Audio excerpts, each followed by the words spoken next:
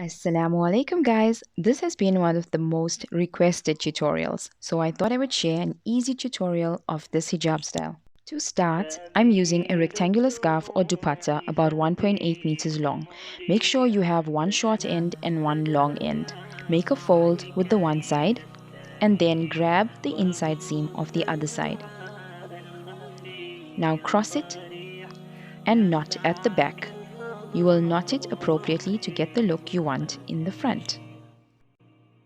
سبيل الدموع سبيل مريح تنهدى يا صاحي كي تستريح Now hide the knot under your scarf.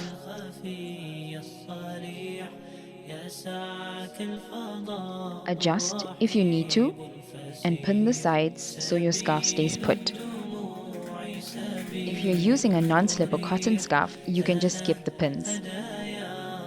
This style looks amazing with earrings and is easy to wear with your face masks or niqabs. Adjust it to suit your style preference. Hope you try this one out. It's definitely my go-to when I'm in a hurry and still want to look put together.